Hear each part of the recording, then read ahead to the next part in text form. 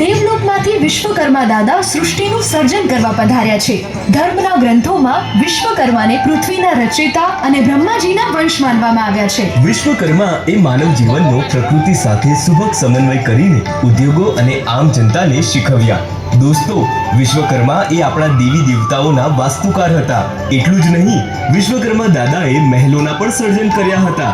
જેમ કે વિશ્વકર્માએ શિવની કૌશલપુરી, ઇન્દ્રની અમરાવતી, કુબેરની લંકાવતી અને રાવણની લંકા જેવા મહેલો બનાવ્યા છે. ચાલો દોસ્તો, હું તમને હજુ એક સરસ વાત જણાવું. શ્રી કૃષ્ણના કહેવાથી વિશ્વકર્માજીએ વૃંદાવનની પણ રચના કરી હતી. તમને ખબર છે, વિરોચન દેવી અને વિશ્વકર્મા દાદાની 2 પુત્રી અને 5 પુત્રો હતા. અને જ્યારે વાત આવે ગણેશજીની, તો એમની 2 પત્ની રિદ્ધિ અને સિદ્ધિ પણ જરૂરથી યાદ આવે. પુરાણ કથાઓ અનુસાર બ્રહ્માજીના આશીર્વાદથી વિઘ્નહર્તા ગણેશજીના રિદ્ધિ અને સિદ્ધિ સાથે વિવાહ થયા હતા.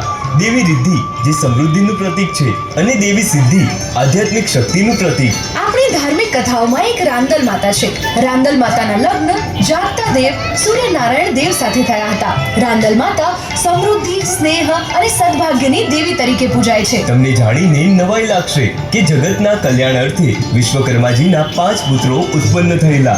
મનુ લુહારી કામના આચાર્ય, જે માયાદેવ અને અસુર બંને માટે શસ્ત્રો, રથ અને વિમાન બનાવવા માટે જાણીતા હતા, જે વિમાન શાસ્ત્રના પિતા કહેવાય છે.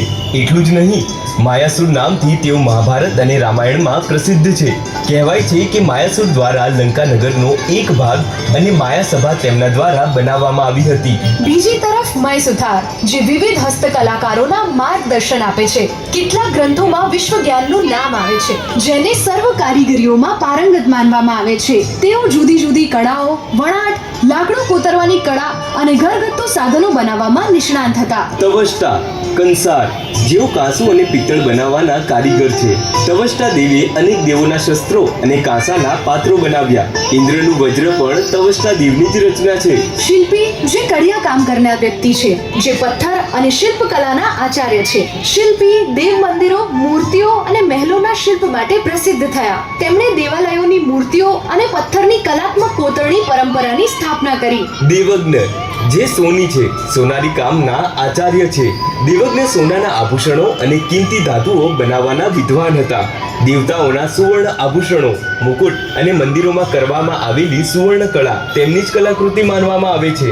જય વિશ્વકર્મા, જય ગણપતિ દાદા.